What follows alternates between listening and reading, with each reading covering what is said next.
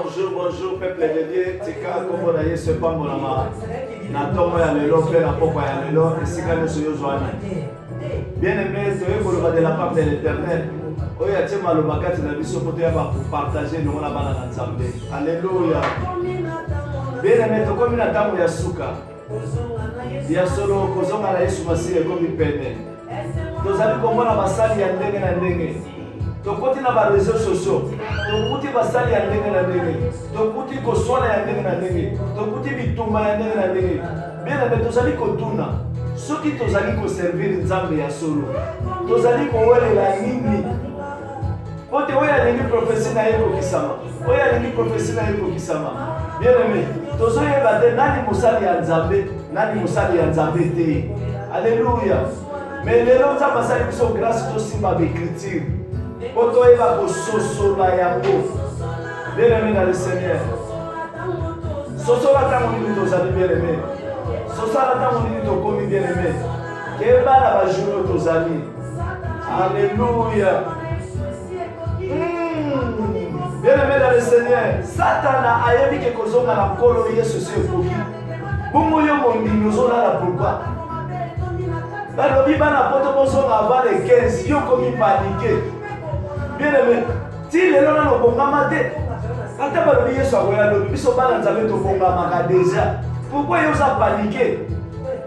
C'est-à-dire ti lelo na lobonga mwana na Nzambe te. Po biso balobi to persévérer. Souci na biso kuta ezali kolo Yesu aya kozwa biso tozonga na mboka esantu. Alléluia, bien-aimé dans le Seigneur. Yango lelo toyekoteya de la part de l'Éternel, bien-aimé. Ya solo tozomona bitumba na baneti. Tozomona basala ya Nzambe kofinga na koswana. Bien-aimé, eza digne te ya kozala mosali na Nzambe. Lelo toyekopesa éclaircissement des Écritures, bien-aimé dans le Seigneur.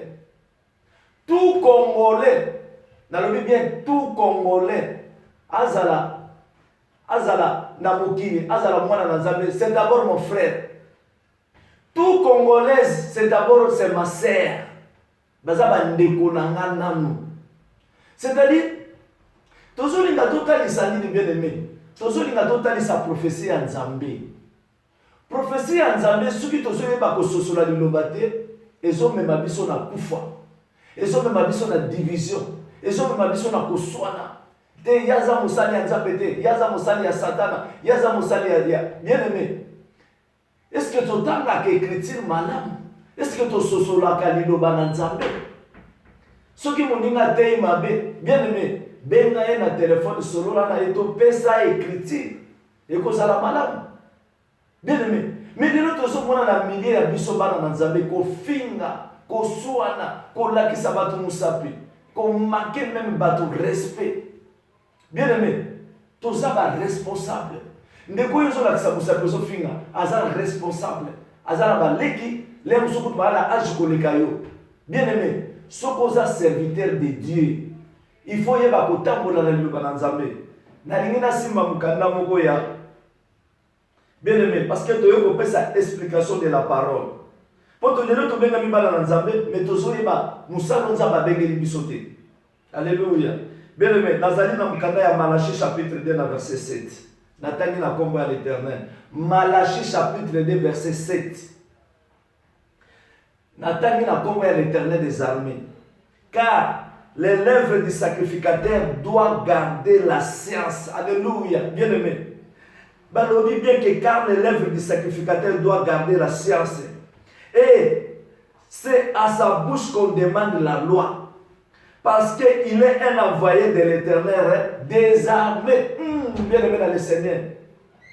Dans la bouche du sacrificateur, on demande la loi. Bien-aimé. Oyo qui critique Oyo. Est-ce que Yosa sacrificateur? Est-ce que Yosa vraiment Moussa Nzambe? Si vous avez Moussa Nzambe, pourquoi vous finga? Si vous avez Moussa Nzambe, pourquoi vous avez Sabatou Misapi? Si vous avez Moussa Nzambe, pourquoi vous avez Koloba Mabe à Batou? Bien-aimé. Moutumoka ya misaba mutu yesu azate. Soki yo lelo komi boy. Bien-aimé, pourtant Nzamba bomisa ki pona yo kokisami. Soki nga lelo komi mwana na Nzambe, pourtant Nzamba bomisa ki pona nga yango kokisami. Bien-aimé, mutu moko te na mokili ya kokomisa mutu mosali na Nzambe. Jamais. Mutu moko te na mokilo akokomisa mutu bana na mwana na Nzambe. Bien-aimé, faut toyeba ndenge prophétie ezotambola. Alléluia, bien-aimé dans le Seigneur. Oyoki yo mutu obengamaka mosali na Nzambe, yo mutu obengamaka pasteur, yo mutu obengamaka évangéliste, yo mutu obengamaka apôtre. Balobi bien que dans les lèvres du sacrificateur, on demande quoi? On demande quelle la loi, bien-aimé. Mais yo tango yako bali ko finga. Tango yo yako bali ko la kisabato musa. Est-ce que vous avez vraiment sacrificateur? Est-ce que vous allez vraiment na Nzambe? Bien-aimé, yango le Nzambe c'est motema na na opesa explication. Bien-aimé, tozali na mukanda ya Néhémie chapitre 8 na verset 8. Alléluia. Bien-aimé, landa bien, yo mtobenga ma musali na Nzambe. Est-ce que écriture biso tozo sosola, yibo sosola ngo? Bien-aimé, dans Néhémie chapitre 8, dans verset 8. Alléluia. Bien-aimé, il lisait distinctement dans le livre de la loi de Dieu et il donna l'essence pour faire comprendre ce qu'il avait lu. Voilà. Mosali, oyo babenge sacrificateur, oyo babenge mosali na Nzambe. Azo sala nini? Azo ya kopesa explication des écritures. Alléluia. Mais tala tango yo pasaka na télévision, tala tango yo pasaka na net, ozozo atana yo ako critiquer Denis Lesi. Oyo azali ne soki mi ange mi démon. Aza frère na biso d'abord. Yé pas la lèvre oyaye, soit dans la lèvre na denga mabe, soit dans la denga malamu bien aimé. Mais est concerné yo na nini. Alléluia. Mabe na yeza wapi. Parce que azo ko sa lèvre de Dieu. Alléluia. Pourquoi nazolo baboy bien aimé dans le Seigneur? Nazali na 1 Thessaloniciens na chapitre 2. Bien aimé, il faut totalement écrire bien. Parce que batumsusu bazokanisa bazosala Nzambe, or que bazokundisa Nzambe ye moko. Parce que makambo Nzambe alobi na kati ya mokanda na il faut kokisama. Alléluia, bien aimé dans le Seigneur. Bien aimé, il faut totalement écrire bien. Parce que na tango suka, je te dis mon frère, ma sœur, bato mingi bakosutuka. Na tango suka, bato bazotombola musapi, bango baza basali na Nzambe, na mokolo suka bakosutuka. Alléluia, bien aimé. Nazala mukanda ya 2 Thessaloniciens na chapitre 2. Wapi nazoba na verset 3. Bien aimé. N'attendez la combat l'Éternel des armées. Que personne ne vous séduise d'aucune manière. Car il faut que l'apostasie soit arrivée auparavant et qu'on a vu apparaître l'homme du péché, le fils de la perdition. Alléluia, bien aimé. Bien aimé, makambo nous sommes tous au monde et ça la carte de l'écriture. Il faut que apostasie y a. Il faut que tout le monde ait bambié. Il faut que tout le monde ait mis ange mi démon. De konanga yi mon cas Denis Lesi. Il faut que tout le monde nous sommes tous au monde l'élo. Bien aimé. Parce que ça la de la part de l'Éternel. Ce qu'on y a intercalé pour l'année. Yoko finga Moïse ndiye pona nini? Yoko finga Denis Lesi pona nini? Yoko finga basali wala babuku na bango de so finga bango pona nini? Parce que bango de so bazo sala l'œuvre de l'Éternel. Alors il fallait que l'apostasie soit d'abord arrivée. Bien aimé, apostasie c'est quoi? Bien aimé. Que personne ne vous séduise d'aucune manière, car il faut que l'apostasie soit arrivée auparavant. Qu'on a vu apparaître l'homme du péché, le fils de la perdition. L'adversaire qui s'élève au-dessus de tout, ce qu'on appelait Dieu, ou de ce qu'on adore jusqu'à s'asseoir dans les temples de Dieu, se proclamer lui-même Dieu. Bien-aimé, ne vous souvenez-vous pas que je vous dise de ces choses lorsque j'étais encore chez vous? Et maintenant vous savez ce qui les retient, afin qu'ils paraissent qu'à son temps. Bien-aimé, car le ministère de l'iniquité agit déjà. Alléluia. Bien-aimé, car le mystère de l'iniquité agit déjà. Alléluia. Il fallait seulement celui qui les retient encore et disparaît. Bien-aimé dans le Seigneur. Car le mystère de l'iniquité agit déjà. Bien-aimé. Il faut seulement que celui qui les retient encore y disparaît. Alors apparaîtra l'impie que le Seigneur Jésus-Christ détruira par le souffle de sa bouche et qu'il anéantira par l'éclat de son événement. Bien-aimé, Simba Awa, dans 2 Thessaloniciens, chapitre 1, verset 7. Le mystère de l'iniquité, bien-aimé, Bible agit déjà. Pourquoi ils ont télé la bango? Tika bango basala musalo nzamba tikati na bango. Ceux qui baso sala dans le mal, ceux qui baso sala dans le bien. Yo état que musali na nzambe te ya sango malamu. Alléluia. Bien-aimé dans le Seigneur. Yango na yeko yebisa bisu na yeko te ya lino na nzambe kati na ba frère na ba sœur na. Tozo komana tozo luka nini. Bien-aimé. Tala tozali na 2 Timothée na chapitre 4. Alléluia. 2 Timothée na chapitre 4. Bien-aimé. Na simbi na verset 3. Bien-aimé. Toba na verset 2.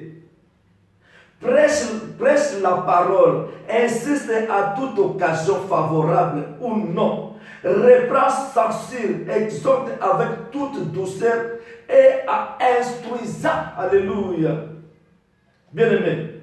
Balobi soki yozu occasion, ya koleka na net, ya koleka na télévision, ya koleka na radio, prêche la bonne nouvelle, bien-aimé dans le Seigneur.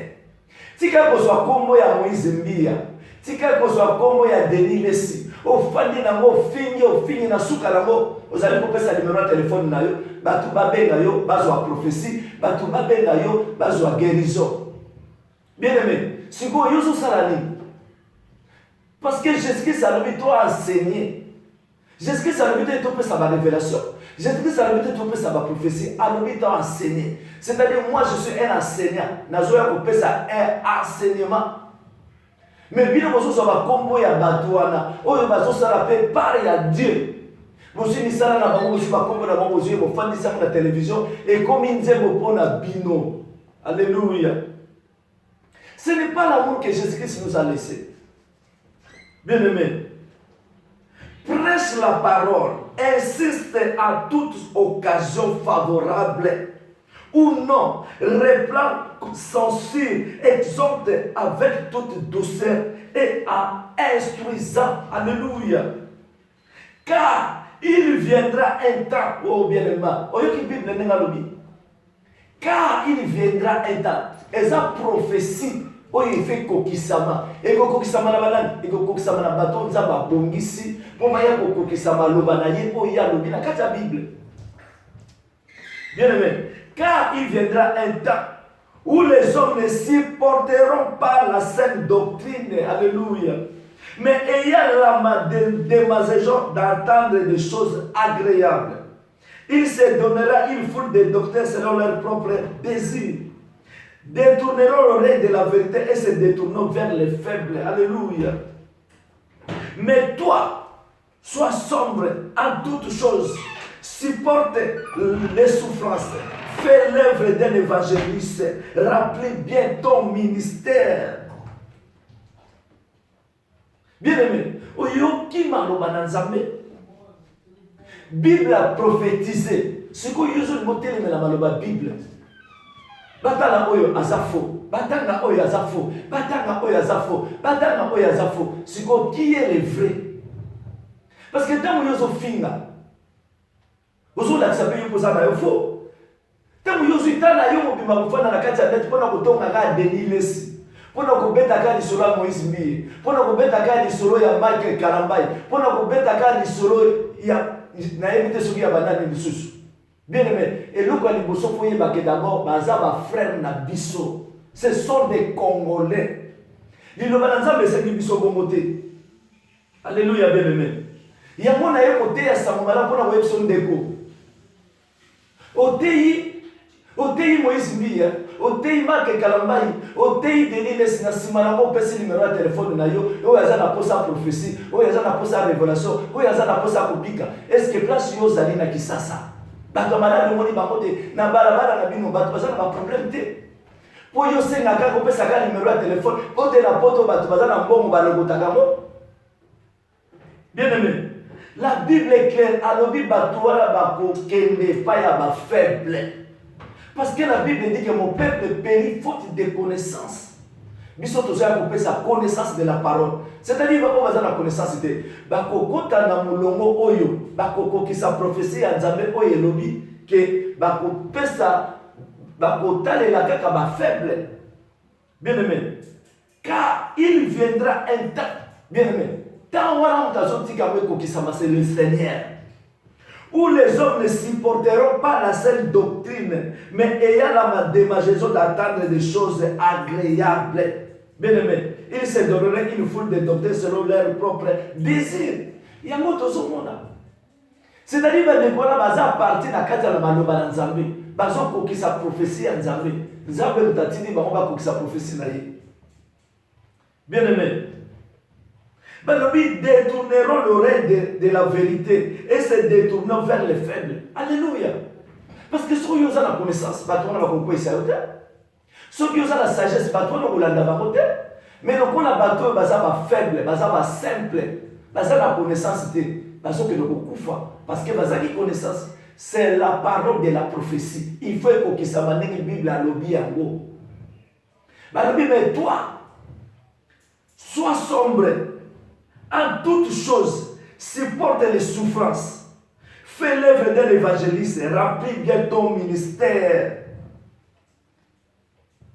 Est-ce que nous avons rempli bien ton ministère? Non. Ce que vous avez dans la salle qui vous dans la télévision. Ce que vous avez dans la salle qui vous dans la télévision. Bien aimé, vous avez battu que vous avez dit ça Nzambe. Na boyi ko danga ba kombo ya bato, mais na ye ko pesa enseignement na ba frère na ma sœur na nga. La parole de Dieu est sur la bolingo, l'amour. Bien aimé, fais l'œuvre au Nzamba principal na yo. N'attends yo so ata na yo ya ko so ata na yo pour la dénilesi. Mais soit ata on a dit ya bana Nzambe, ceux qui bana Nzambe baza saisir la connaissance au principal. Moi ikobi ki sabango. Na que l'on peut ya na libulu wana te. Mais yo tamba pesi yo po yo te ya yo si ta wana zo si ça pas dénilesi. Est-ce que dénilesi ça ennemi na yo? Non. Dénilesi ça zo ko ki sa prophétie ya Bible. Ce qui est Moïse dit à Bunganzela, azo qui sa prophétie à Bible. Ba chantre wala surtout bazo qui sa prophétie à Bible. Ba pasteur wala surtout bazo benga lelo ba les grands, bazo qui sa prophétie na kati ya Bible. Mais balobi yo te ya sa momalamu profiter na occasion et pesa melio enseigner peuple de Dieu. Boko simba tana yo ko mapona kofinga Roger Baka. Okosimba tana yo pona kolobate ya te libanda. Bongo yo te ile otei na kati. Yo ko te kaka libanda. Osomona. C'est-à-dire tozali basale ya Nzambe. La Bible dit dans la bouche du sacrificateur na monoko ya mosali ya Nzambe bazwaka kaka explication de la parole. Alléluia. Nazoki sous na Malachie chapitre 2. Na verset 7. Bien aimé. Car les lèvres du sacrificateur doivent garder la science. Et à sa bouche qu'on demande la loi. Parce que c'est une envoyée de l'Éternel des armées. Ceux qui osent à Nzambe, il faut garder science dans mon okonayo. Ceux qui osent à Nzambe, il faut pas savoir l'explication des Écritures.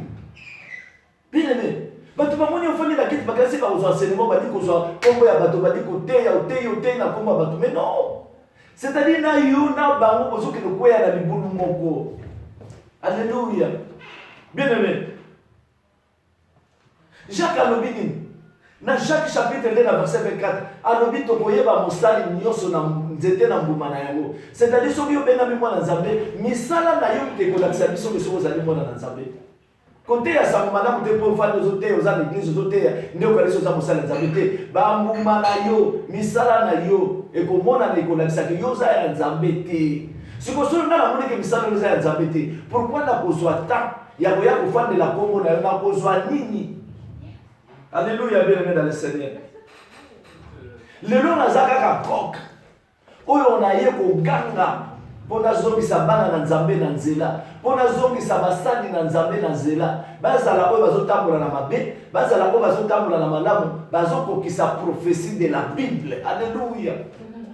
Nga za évangéliste, nazoko insister na temps Nzambe bazopesa nga, nazopesa enseignement oyo eza valable pour ebikisa bana na Nzambe. Bien aimé. Tout le monde a besoin de bamboka lokola Congo te. Olo to mona nguta bapaka no biso batutobenga mabasala Nzambe ko swala na manette ko finga Mais maintenant, tu as la part naïe. Le boko a la part naïe, ou le kola ko salate. Le kola pas la part naïe, ou le ko salate. Mon ne pas la part naïe, ou monsieur ko salate. Bien aimé. Nazana Mukanda ya Matthieu chapitre 13, verset 24. Alléluia. Tika komo na Yesu pambola. Matthieu chapitre 13, verset 24. Bien aimé, yoka écriture. Natangi na komba l'Éternel des armées. Il leur proposa une autre parabole et il dit: le royaume des cieux est semblable à un homme qui sème une bonne semence dans son champ. Là, bien aimé. Yom to zokatana yo ya kufinga ya kukritiquer de sazali pepela zo sala makambo na ye azo kokisa mission ya Nzambe yo zitana yo ya kufinga monka. Bien aimé, il leur proposa une autre parabole et il dit: le royaume des cieux est semblable à un homme qui sème une bonne semence dans son champ. Alléluia. Mais pendant que les gens dormaient, son ennemi vint, sème délivré parmi les blés et s'en alla. Lorsque l'herbe y poussait et donnait du fruit, l'ivraie parut aussi. Bien aimé, les serviteurs du maître de la maison virent lui dire: Seigneur, n'a-t-il pas semé une bonne semence dans son champ? D'où vient donc il y a des livrets? Alléluia, bien aimé dans le Seigneur. C'est le préfet de l'esprit. Il leur répondit: c'est un ennemi qui fait cela. Et le serviteur lui dit: veux-tu que nous allons arracher? Non, dit-il, de peur qu'on arrache les livrets. Vous les déracinez en même temps les blés. Laissez-les croître ensemble, l'un et l'autre jusqu'à la moisson et à l'époque de la moisson. Je dirais aux moissonneurs: arrachez d'abord l'ivraie et liez-la en gerbe pour la brûler. Mais amasse le blé dans mon grenier. Alléluia. Bien aimé, il y a un moment où il y a un bien aimé. Fais l'œuvre d'un évangéliste. Insistez dans toute occasion, prêche la bonne nouvelle. Le mois n'a pas polémique à papa bien aimé. Bino mokasi ito batie ba vie afuta bino mbongo yo kasi ayebite ayebi azomema bino na kati ya libulu. Parce que beaucoup même mosala eloko ya koteya te omoni kaka motu moko akwei na mbeba oyembango ozwi sujet na ye. Mais na suka nango oyo alingi azwa guérison oyo alingi aza na posa prophétie tala nimero na ngango oyo. Mais moto ya moto akwei na mbeba na oyo ozosala mosaka abino mibale ozosala même travail. Bien aimé, Jésus-Christ alobaki na ba pharisien nani oyo ayebi ke azangi lisumu azwa libanga baba mwana mwasi oyo nani soki oyebi ke Denis lesi azosala mabe ozangi lisumu zwa libanga bamba ye. Bien aimé, est-ce que okozwa libanga bamba ye? Tika ye asala lèvre oyo azosala, tika Moïse mbi asala lèvre oyo azosala, tika basali nyonso to tomoni bakweya to tika bango basala lèvre oyo bazosala. Même les musiciens baza ba paye bien aimé to tika bango basala lèvre oyo bazo sala. Nzamba yebi tango ya moko na moko ya bongisa ki po moto ya ko région de Nangambu na ye. Bien aimé, yoki Matthieu chapitre 13 verset 24. Balobi ke moto sali bilanga na ye aye kolona blé. Mais pendant que les gens dormaient, les malais aye ko semer livré. Mais tant que basali baye ba moni livré, balingi ba longola mokolo bilanga lobi botika yango et bota ensemble. Parce que si on lingi bolongola livré, to longola livré, bokola de boko déraciner pena blé. Botika yango bota ensemble, tita na fait la bokola, ba moissonneur ba koya ko enlever yango. Toko banana liboso na livré, to longoli yango to kabusa yango to brûler yango, nde to koya ko longola blé to ko tiango na grenier. Grenier qui symbolise la maison de Dieu, c'est-à-dire la Katia paradis. Alléluia. Si vous avez la livrée, et zalate na bilanga, bien aimé, ozo kundisa nzambe. Ozo mona. Si vous avez Moïse Biya zalate, si vous avez Denis zalate, si vous avez Mukuna zalate, o kundisa nzambe. Balobi que le mystère de l'iniquité agit déjà. Pourquoi ils ont agi? parce que aza na ministre na ye babandaki mpe bien lokola nga na yo mais lelo babungi nzela. Pourquoi babungi nzela? Alléluia. Bien aimé, pourquoi babungi nzela lelo? Nazali na mukanda ya 1 Timothée na chapitre 6. Alléluia, bien aimé dans le Seigneur. Yoka liloba na Nzambe toba na verset 6. Bien aimé. Mais celle qui vit dans le plaisir est morte, quoique vivante. Déclarez-leur ces choses afin qu'ils soient irréprochables. Ceux qui osent amusala Nzambe ya solo, te ya liloba, insister pour y osala irréprochable. Alléluia, bien aimé dans le Seigneur. Bien aimé. C'est-à-dire, au niveau de la moussade dans Nzambe, au niveau de la moine dans Nzambe, il faut être irréprochable. C'est-à-dire, makambo yozo mona batona bazaba pakano. Pourquoi yo kende kokota olanda bango? Pourquoi? Bien aimé. Si quelqu'un enseigne de fausses doctrines et ne s'attache pas aux saintes paroles de notre Seigneur Jésus-Christ et à la doctrine qui est selon la piété. Bien aimé, Nazana Mukanda, il y a 1 Timothée dans chapitre 6, verset 3. Si quelqu'un enseigne de fausses doctrines et ne s'attache pas aux saintes paroles de notre Seigneur Jésus-Christ et à la doctrine qui est selon la piété, bien aimé, il effle d'orgueil, il ne sait rien. Et il a la maladie des questions oseuses et des disputes de mots, d'où naissent l'envie, les querelles, les calomnies, les mauvais soupçons. Bien-aimés, les vains discours de l'homme corrompu, entendez-moi, privé de la vérité, croyant que la piété c'est une source de gain. Bien aimé, croyez que la piété c'est une source de gain. Au moins, balingi ba yebana, balingi ba comme ba vedette, balingi ba comme ba star, balingi ba sala ba vie belé bien aimé. Tala le lo ndenge ba kiko koya na kati ya libulu. Alléluia. Bien aimé, c'est en effet une grande source de gain que la piété avec la contentement. Car nous n'avons rien apporté, bien aimé, car nous n'avons rien apporté dans le monde. Il est évident que nous ne pouvons rien apporter. Si donc nous avons la nourriture et les vêtements, cela nous suffit. Bien aimé, mais tant que nous avons la Mercedes, tant que nous avons la flat, tant que nous avons la bombe, tant que nous avons la bayo, tant que nous avons la prophétie kokisama, tant que nous avons la révélation kokisama. Bien aimé, ils ont mes maillots wapi. Bien aimé, mais ceux qui voulaient s'enrichir, alléluia, bien aimé dans le Seigneur, tombent dans la tentation, dans les pièges et dans beaucoup de désirs insensés et pernicieuses qui plongent les hommes dans la ruine et à la perdition. Bien aimé, car l'amour de l'argent, c'est une racine de tous les maux. Quelques-uns étant possédés se sont égarés loin de la foi et se sont jetés eux-mêmes dans des biens de tourments. Alléluia, bien aimé. Pour toi, l'homme de Dieu, fuis ces choses, recherchez la justice, la piété, la foi, la charité, la patience, la douceur. Alléluia. Bien aimé, quelques-uns, dans le va chanter la mission.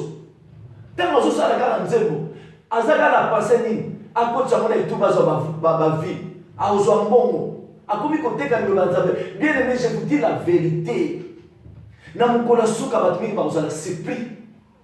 Oyo bazo tout à tour na banete ke bango ba okota lola bango baza bana nzambe. Bien aimé, la Bible est claire. Yokana na Luc chapitre 16 na verset 14. Bien aimé, Yoka Luc chapitre 16 na verset 14. Les pharisiens qui étaient avarés écoutaient aussi tout cela. Ils se moquaient de lui. Jésus leur dit, vous vous cherchez à paraître juste devant les hommes, mais Dieu connaît vos cœurs. Car ce qui se lève parmi les hommes, c'est une abomination devant Dieu. Vous voyez, les autres communes na basali ya Nzambe, tant qu'on zone de Canada, à au monde aga yé na yé. Tout ça là, chantre ya Nzambe, tant qu'on zone de Canada, télévision, parce qu'on aga bango, basa la vérité. Bien aimé. Bato baso komi tongwama. Bato baso mona ke bango de. Bango de baso sala ba vie. Bango de baso ba serviteur de Dieu. Bien aimé. Ceux qui se lèvent. Bien aimé. Oyoki nzamba bini abi eza abomination devant l'Éternel. Le quoi la bino bozo de karabaneti. Le quoi la bino bozo sala ba 50 000 vies. Le quoi la bino bato yebana. Le quoi la bino bato sala ba disque tekama. Le quoi la bino bato teya ka bozo na bato belé. Ne bino bato kokota lola. Bien aimé. Bozo komi kosa. Bozo komi kosa. Il y a un moment où il y a une écriture. Peuple congolais, peuple africain. Il faut qu'on les là. Ini. Mon bout d'abord, il y a tata moko, maman moko, école moko, parti moko. Bien aimé. Jésus-Christ nous a laissé l'amour. Alléluia. Il y a un moment où il y a prêcher l'amour. Ceux qui osent nous aller dans Nzambe. Bien aimé. Yoka, Nazana Galates chapitre 6, verset 1. Naye ko pesa conseil bien aimé. Naye ko lakisa mutu mosapité. Mais naye ko loba de la part de l'Éternel. Pote na moni ma be koti. Congolais komi ko bomanda Congolais. Ba komi ko wela musala na Nzambe. On dirait musala ya Nzambe yango nde Nzambe mutapesi ba non. Nzambe yaki pona bata mabe. Nzambe yaki pona ba kofi. Nzambe yaki pona ba fali. Nzambe yaki pona ba wera sol. Nzambe yaki pona ba jibe. Nzambe yaki pona ba balado. Nzambe yaki pona ba ndumba. Ayaki pona bato mabe. Nzambe yaki pona ba juste te. C'est-à-dire musala na biso photo te ya bango liloba avec amour. Il faut approcher bango avec amour. Nzambe soka simbi bango. Simbi mutema na bango. Na maloboto kote ya bango. Nde bango moko bakoya. Bien aimé, c'est le Saint-Esprit qui fait son travail. Nous avons profité de la Nzambe. Ceux qui nous ont a senti vraiment voilà un serviteur de Dieu, n'est à cause de l'opico. Mais, yoko comme abo, n'a pas kaka yo na kasi. Nana ndimisa ki yo Yesu. Tana yoko kaki pour le loko maman na Nzambe. Mais pourquoi nous on ça va tout ça pour pe bazo pour qui ça l'œuvre de Dieu. Bien aimé. Dans la Galates, chapitre 6, verset 1. Le préfet de l'esprit n'a pas été à sa maman.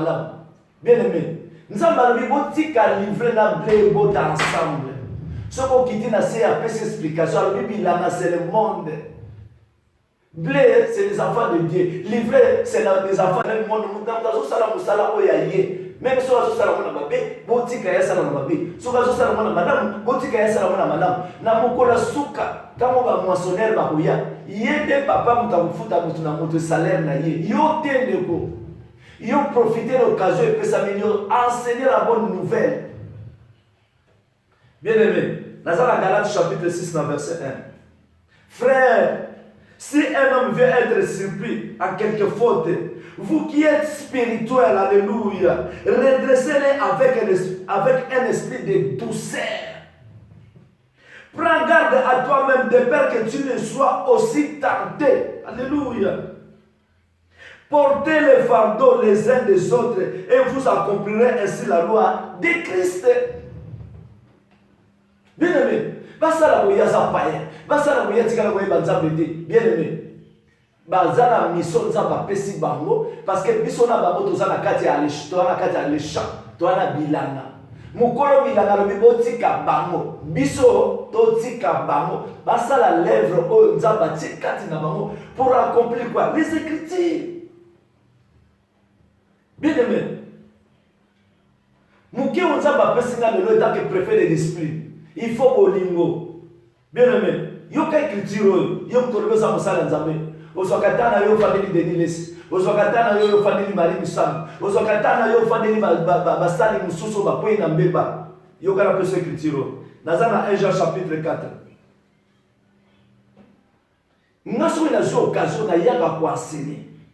botala na entourage na bino basero bozala na bango. Est-ce que vous avez enseigné bango?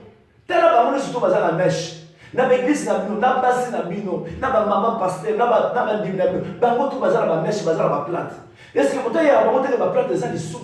Botala ya bango te ba plate bazala ba adorer Satan. Alléluia bien-aimé. Dans 1 Jean chapitre 4, yoka écriture bien-aimé. Yom to tchala monokolo biodo, yo a vrai serviteur de Dieu bamso baza ba faux. Yoka écriture. Soko za mwana nzambe ya solo. Dans 1 Corinthiens, dans 1 Jean chapitre 4. Bien-aimé, dans le verset 20. Yoka écriture bien-aimé. Natani na komba l'Éternel. Si quelqu'un dit j'aime Dieu et qu'il haït son frère, c'est un menteur. Donc, ton bien nous va mentir. Bien aimé, si quelqu'un dit j'aime Dieu et qu'il haït son frère, c'est un menteur. Car celui qui n'aime pas son frère qu'il voit, comment peut-il aimer Dieu qui ne le voit pas? Alléluia, bien aimé dans le Seigneur. Nous avons l'obité à Hazara Mwana Nzambe, toi, Hazara Mupaka, l'obité, à l'obio, l'ina dans l'imotion de Konayo, Hazara Mwana Nzambe, Hazara Mupaka, l'inaye, parce qu'il y a l'image de Dieu. Mais tant que nous sommes l'inaye, tous sommes l'inaye, quelle confusion! Alléluia, bien aimé dans le Seigneur. Il y a beaucoup de choses qu'on peut enseignement au peuple de Dieu. Bien aimé, les lobes au qui sont malades, les lobes au Cameroun malade, mais l'obé au côté à l'eau, la toque, il fait le salini. Si quelqu'un dit qu'il aime Dieu, il trahit son frère, c'est un menteur, c'est un meurtrier. Alléluia, bien aimé dans le Seigneur. Toujours à couper cet enseignement. Bien aimé, Jean chapitre 17, verset 3. Yokana Jean 17, verset 3. Oh, la vie éternelle, c'est qu'ils te connaissent, toi le seul vrai Dieu. Et celui que tu as envoyé, Jésus-Christ. Alléluia. Jésus-Christ, c'est la douceur, bien aimé. Nakati yaliyo tokuti miel. Miel, c'est la douceur. Miel, c'est la paix. Jésus-Christ, a un Jésus-Christ, a la grâce, c'est la vie éternelle. La grâce, c'est l'amour du prochain. La grâce, c'est la paix. Alléluia, bien aimé. N'a écouté à ma salle et béné le lot. Beaucoup de sujets pour les capots, beaucoup de sujets. Bien aimé, pourquoi ton côté y a avec douceur? Beaucoup magaga, Ephésiens chapitre 5, condamnez-les. Bien aimé, oso condamner nani, oso condamner effet, tout oso condamner mouton à sali effet. Est-ce que oso condamner avec amour? Est-ce que Ephésiens chapitre 5 a condamné avec agressivité? Alors ils vont condamner vos filles naïves? Non, bien aimé, ça ce n'est pas la parole de Dieu. La parole de Dieu c'est l'amour. L'amour. Tika nzambe yazo lukumu na mkiwa tika tinabiso. Nazana Matthieu chapitre 5, na verset 44. Bien aimé. Faut tout tanga la Bible tout sosula. Na munoko ya sacrificateur basenga kaka mibeko. Na munoko ya sacrificateur sokoza sacrificateur. Jamais toko yoka kufinga. Jamais na munoko ko dégriner de konayo. Jamais na munoko ko zo mabea de kono telemele yango mokimo mbaye baka yo to za musatu oui, nous sommes des saints. Mais tout ça la défaillance d'une manière d'une autre. Il y a un moment où Jésus a dit oya yebi kazaki ni suma azo ali banga bamba mwana mwasi oyo. Oya yebi kazaki ni suma azo ali banga bamba delilis. Oya yebi kazaki mabe azo ali banga abamba Mike. Oya yebi kazaki ni suma bien aimé. Azo ali banga bamba Moïse bi. Bien aimé, dans notre comité, apôtre Paul a levé dans 1 Corinthiens chapitre 9, dans notre comité, toujours tcha molende. Toujours bunda bisoni oso bien aimé. Mais pourquoi ils ont cassé les dieux sont comme les gens dans l'eau là? Bongo baningo batikali, bongo de bango bakotate. Bien aimé. Vous avez fait la déniles, déniles que tu as salé le côté. Vous avez fait la Moïse bien. Dans ce simbara ba kombo bino mofinga. Bien aimé. Tout à l'apôtre Paul on est toujours dans avec chrétien là. Mouton zo boum ba chrétien vis-à-vis. Mais le loi comment là? Le loi comment mo salé nzambe ko yaza le loi toza modèle na ye. Déniles ce soit que nous avons kisi na ye. Et ça courage na ye. Yo na pétition ko zo kisi na ndako ngana. Na pétition. Moto na moto zo salé la ta na ye. Soka komi na ta nzamba benga kota na bunzambe ya solo akokota. Parce que vous avez vu, vous êtes manazate. Tant que la révolution, vous avez bien aimé, l'apparence trompe. Tant que vous avez solo insisté. Tant que vous avez entourage, tant que vous avez la robe, tant que vous avez la mèche, tant que l'église, tant que vous avez la mèche. Musala na bawa mèche pour pas paraître baza kitoko. Pour nani pour pas séduire mi bali baza na bango na kati ya l'église. Alors to ba na kati ya l'église baza na publicité. Bien aimé. Et pas sacrificateur azali. Muto azala mibeko, muto azotosa liloba. Et loba liboso azotala entourage na ye. Ko lakisa bango parole de Dieu. Mais dans l'entourage na basa ba tia ba mèche, ba se déguiser. Baso ba tia baso sala l'œuvre de Dieu. Na yo mosala ya Nzambe. Ozobenga maman pasteur, tala ba plante ya modèle ostiaka. Ozobenga te kozosala Satan. Tu te déguises parce que Satan c'est lui qui se déguise comme ange de la lumière. Le diable qui se déguise. Donc, bien peut-être va chanter, bien aimé. Boutika na ba tuana, botala na entourage na l'église na bino. Ba sœur nous na ba mèche, ba maman nous na ba mèche. Ba se déguiser quoi tata na ba diable. Bino bomoni bango te bozo mona ka bato la bozo la bozo finga bozo ba mabe na bon. Bango bazo ça la l'œuvre de Dieu. Bazo kokisa les écritures.